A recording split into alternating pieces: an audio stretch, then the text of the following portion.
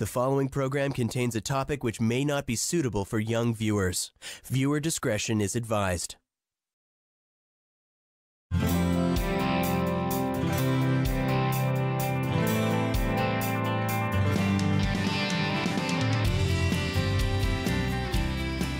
Hi there, welcome to Cannabis Conversations, a weekly program that is designed to cure the many curiosities, clear up some of that misinformation, and with any luck at all, fill in the blanks for the missing information about cannabis and its consumption.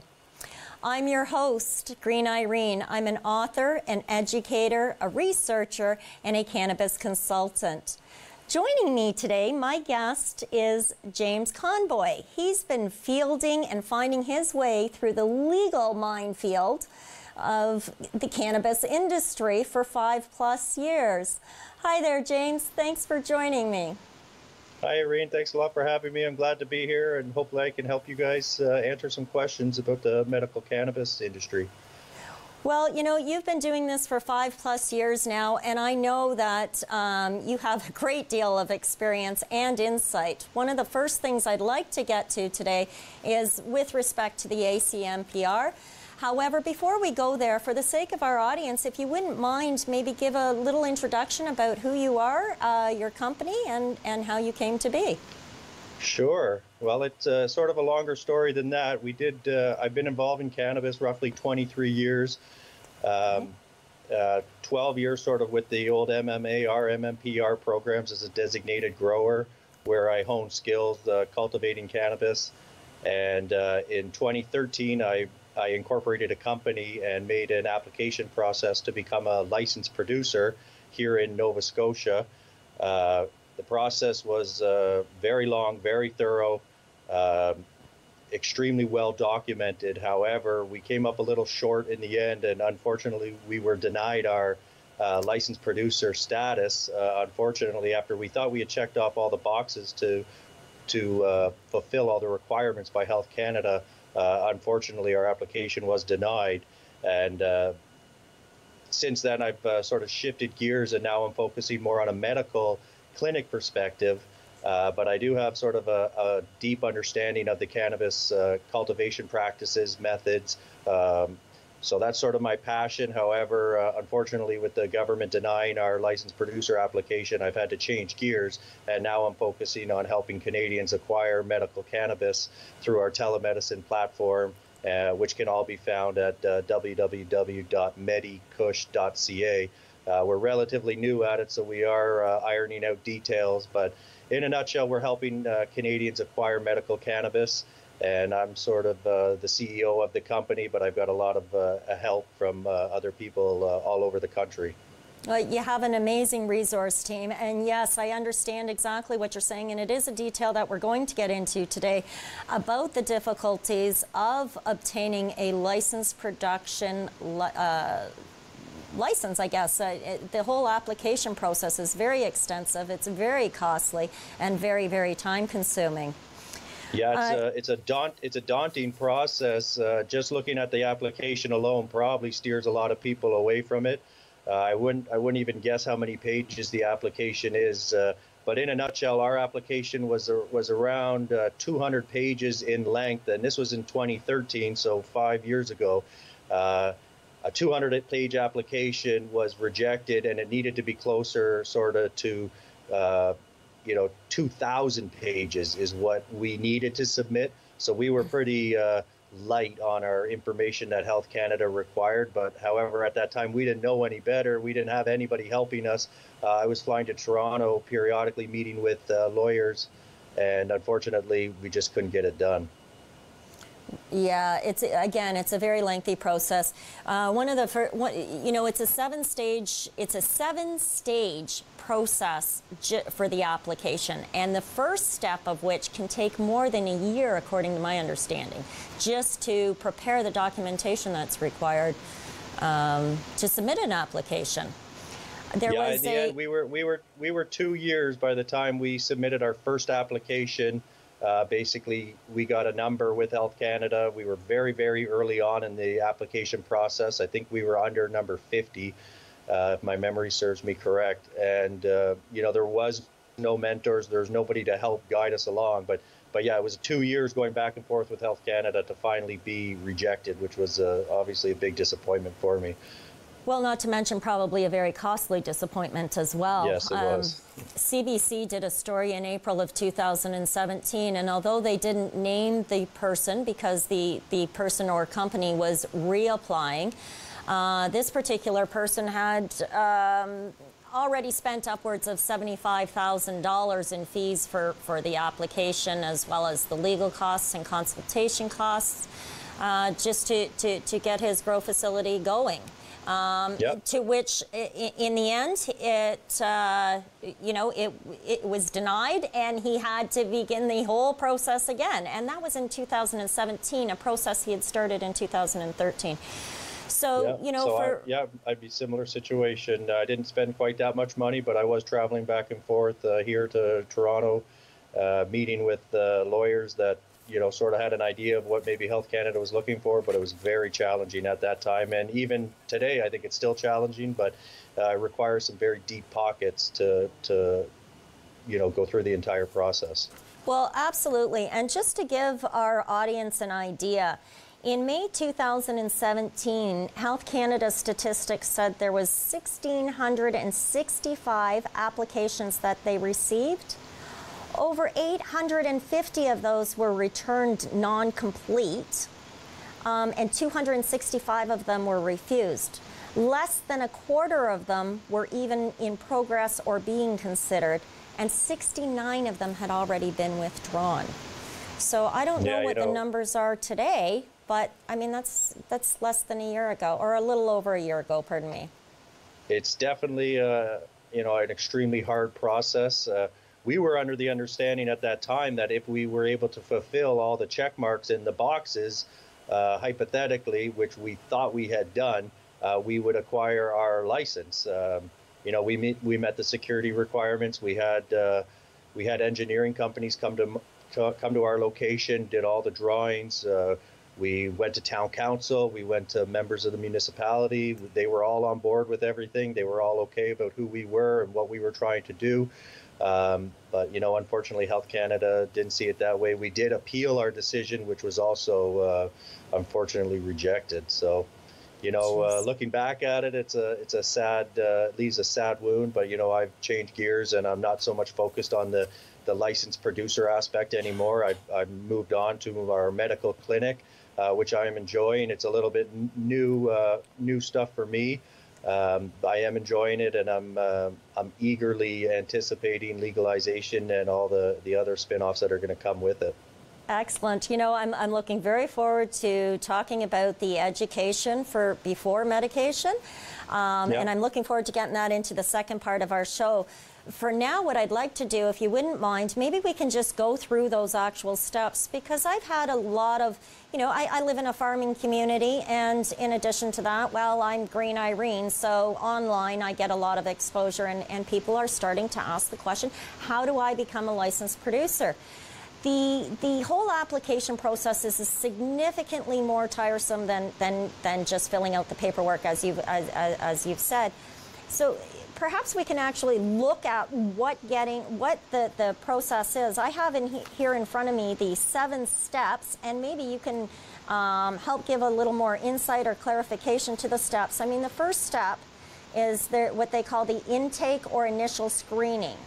That's a 5-page application that requires things like physical security measures to be identified. It requires personal security clearances. Is that for everyone in the company, or everyone that will be working with the cannabis, or is that just for the company itself? Well, that was for the senior board members of our company.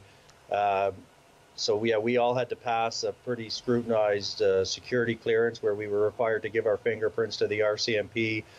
Meet with them. They wanted to sort of oversee our business plan and stuff like that, which we didn't have any problems at the time passing with them, and they were excellent to deal with. But yeah, that's only the first step of the process. But yeah, if you want to speak on the other sort of 6 steps, I'd be happy to comment on them. They're each uniquely different, but in terms of where we were located, so I only got sort of specialized in our license application, where we're very rural. We're in a farming community, so security requirements were a lot less daunting than maybe say some of the ones in the inner cities or closer to more civilization. But where we were with it, we were outside of a 100-kilometer radius of a population density. We didn't require the extreme security that some of these licensed producers are required. However, we did have to come up with external fencing at 10 feet high with barbed wire, a lot of video surveillance, a lot of intricate security for gaining access to our facility, swipe cards and identification cards and that sort of thing. I remember being at a point where they were asking if we were going to have full-time security, like a person living in our basically or on site 24/7.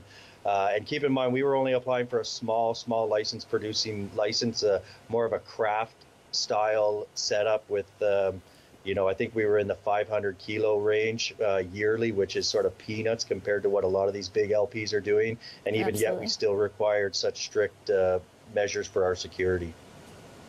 That's wow.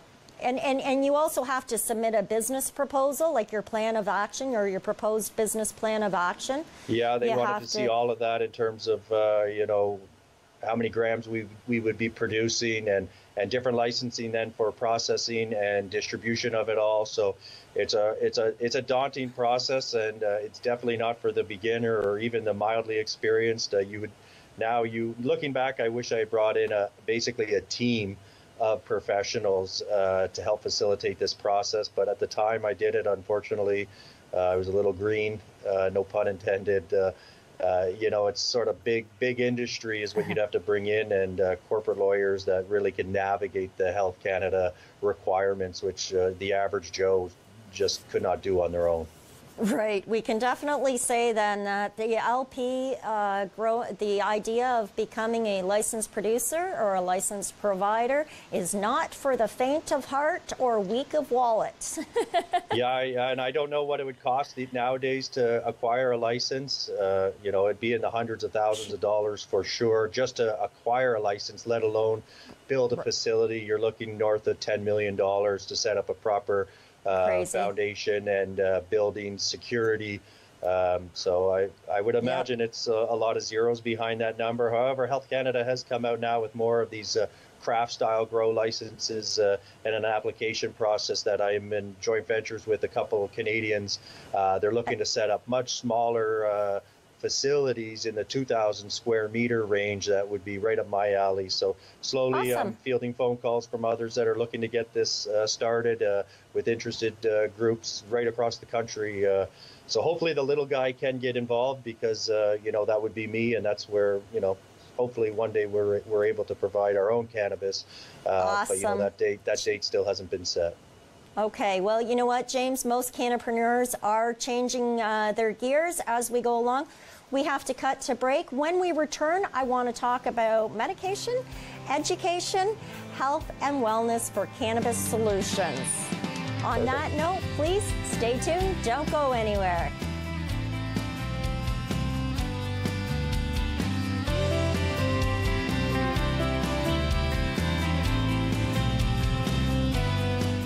The following program contains a topic which may not be suitable for young viewers. Viewer discretion is advised.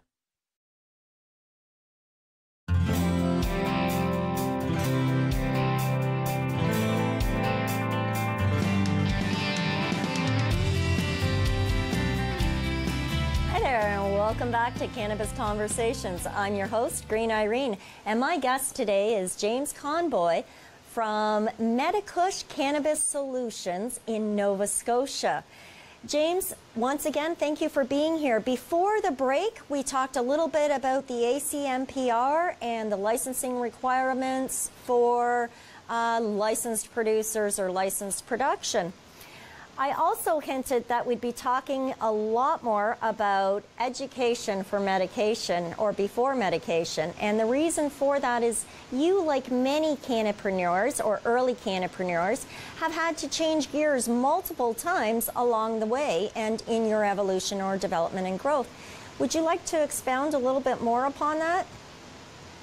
Yeah, well, like I said before we took a break, that originally my license application unfortunately was denied, and now I've spun off into a medical clinic. We have a lot of interest from a lot of different demographics in Canada, and people ranging in age, from 20 right up to 88 years old has come into our clinic. A lot of them have never even seen cannabis in their life. Others are, well experienced. So there's a wide range of problems or questions that come into our clinic every day that our my head clinician, Sherry, who's based out of London, Ontario, fields all of our 1-800 phone calls, also does all of our interview process with our patients to help clarify any questions that they might have. Anything from ingestion to different LPs to genetics, and there's a wide range of questions that are coming in literally every hour into our clinic, and they do get responded by Sherry. So that's something I don't look after. However, Sherry's an excellent clinician. She's sort of my go-to, or my right-hand woman, I would say, that is well-versed, well-educated in cannabis as medicine, specifically dosages and stuff like that. She's definitely an expert, and she's had excellent reviews from patients to date. Well, yeah, cannabis coaches, we really do. We field a lot of different questions. Some of our, some of the clients I find that have come to me, some have a little bit of experience with cannabis, some are completely unfamiliar with it, or they have a very biased negative attitude thanks to prohibition for the 8+ decades that we were dealing. What are some of the so we have people that contact the clinics, or these, like most clinics, you offer the patient consultation or the patient education. When they come in, a client will speak with one of the consultants, discuss what they're considering cannabis use for, and then they meet with a doctor who aids them in defining a prescription and something that they should try in the capacity that they should try. Sometimes it includes the method of consumption, how to utilize it, whether sublingually or inhalation or ingestion. Yep. All of that aside, you as a cannapreneur have decided to take this process one step further, and I think it's super exciting. Thanks to technology. Go ahead, tell us the news. Yeah, so our MediKush has launched our virtual platform. So we technically don't have any bricks or mortar with our company. We are virtually based. A patient can come to our website, www.medikush.ca, simply click the Start Now button, which would, in theory, it launches you, it redirects you into our online virtual platform where you will register and almost instantly be giving, we send you out a questionnaire form, an intake process form. All can be done from a computer. We're just about to launch from cell phones. Probably in the next 30 days, our entire application process, including speaking to our physicians, will be done from a cell phone.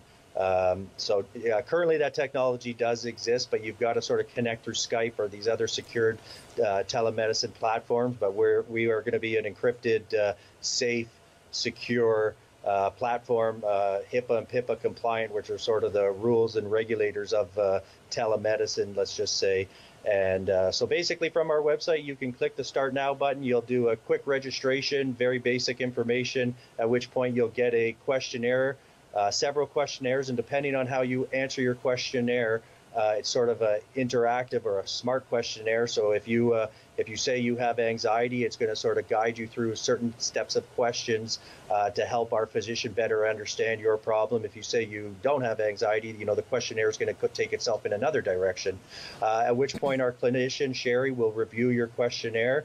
If she deems you a good candidate for medical cannabis, you will then receive an email to set up a virtual appointment with our physicians, at which point 5 minutes before your meeting with our physicians, they will send out an email or an SMS text message to your phone. And then basically you sit there and you will speak to our physician, who will have your charts, who will have your your forms and your intake questionnaires and be able to make a medical decision whether or not you would be a good candidate for medical cannabis. I can tell you that the majority of our patients that receive medical cannabis, they get prescribed small amounts of dried flower, but more so it's a lot of oils that are going out the door right now. High CBD ratio oils are a big thing right now. And but the process, it's exciting that rural Nova Scotia, we have a hard time finding access to physicians. So that's where the company, sort of the ideas came about. And I'm aware of other companies obviously offering this, some big players in the games and some big LPs that we're sort of racing to the top of this ladder to see who can get their name out there as effectively and efficiently as possible, but also keep up with demand, because right now that's one of our biggest problems is patients entering our clinic. We are getting pretty swamped. Yeah, absolutely. And you know what? I'm hearing that all over. There is, I know stateside, I believe it's Medical Cannabis Health Online. They have a program in which the platform is internet-based. They offer anywhere from a consultation with a doctor to a consultation with a pharmacist to a consultation with someone such as myself, just a cannabis coach or educator. And they do this. It's a 20-minute interview process in which you basically have peer-to-peer consulting. That's one avenue. So Namaste Technologies is someone you should look into. I was just reading a brief report. They were either bought up by Invictus or they bought Invictus. I was reading it on BNN, the financial paper.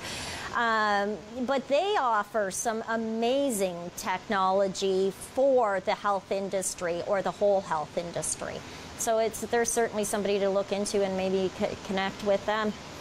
Moving on from the client care, client education connectivity, apart from the commercial producers for growing, there is also a different kind of licensing, and that is for the micro grower, which I know nothing about at this point in time because I haven't reviewed the information.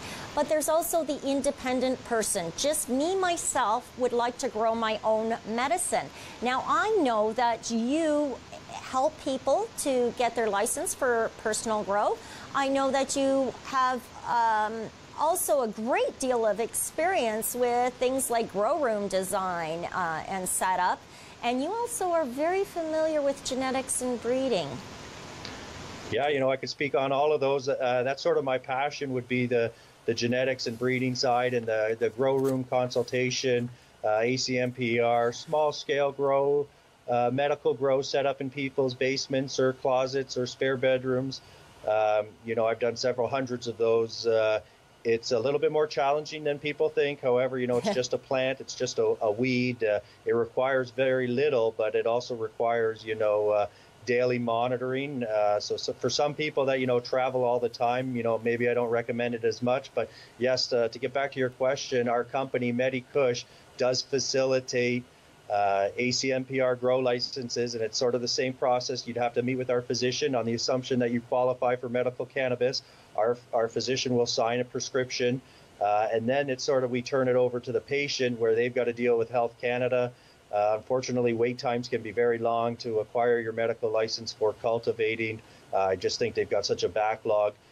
We offer the service completely free for Canadians that are looking for cannabis prescriptions 1 to 5 grams per day, which would allow you a max of 25 plants indoors. Depending on where you live, I mean, in Nova Scotia, we've got an excellent climate for outdoor cultivation. Very experienced setting up, smaller scale grows outside, which Health Canada does permit. And I think you're going to see a lot more of that stuff where just the average Joe goes outside and puts 3-4 plants in their backyard. If done properly, you easily could have enough medicine to last you an entire year off of one harvest. So yeah, that's an aspect that I'm helping with more on a consulting basis and a one-on-one. People that are near me, I'm able to go and visit them. Some people sort of call me, or I try and help them out over the phone. But there is a lot of troubleshooting that needs to be done, and plant deficiencies, grow room setups, climate controls. There's a lot of variables that go into play. IPM, your integrated pest management program, is a big aspect that I've helped consult many of the larger LPs on, as well as, you know, basement growers, that, you know, pests become a big problem for continual harvesting grow rooms. So and not just for the independent, but also for even the commercial. I mean, I only caught a glimpse of it this morning with I believe it was Tweeds is having an issue. There was all kinds of angry social media posts about their product having mold built up on it, and that this is not an issue with Health Canada, because that product is then taken down, it's milled up, and it's put on a conveyor belt where it goes through gamma irradiation. And turned into oil, like the CBD oil tinctures or the THC oil tinctures or the one-to-ones. This is very frightening from a medical perspective, that mold, even though it's gamma irradiated, gamma irradiation is scary. So we're not going to get into those details. What kind of homework would you say the average Joe Blow at home who wants to grow his own medicine, or that is, now that in Canada we're allowed to, as of October 17th, grow up to 4 house plants, what is the one we're less than a minute, what is the one very quick piece of advice that you would say to anybody? The biggest mistake that I see with a lot of beginners is either overwatering their plants and over-fertilizing their plants. So I am a huge advocate of organic cultivation, and I have been for 15 years, but more or less, if you put the right amendments in your soil early on in your plant development stages, you will never need to add any fertilizers to your plant. I can prove it to you. I grow all with 5 different blends of manure, worm castings, blood meal, bone meal. Look for the basics and stick with that. Don't get oversold on the indoor hydroponic industry trying to sell you a bunch of fertilizers. They're all making money on it. Yeah, thank you. No, it's education and educate, learn and educate. James, thank you. I know you and I could talk for hours on the subject, and I look forward to adding a lot more details on the follow-up, more information on www.cannabiscornercafe.ca. That information will be available on Tuesday. James, I will reach out to you to get some details on that info, and thank you very much for joining us today here at Cannabis Conversations, and thank you for tuning in. I'm Green Irene saying be happy, get healthy, and stay strong.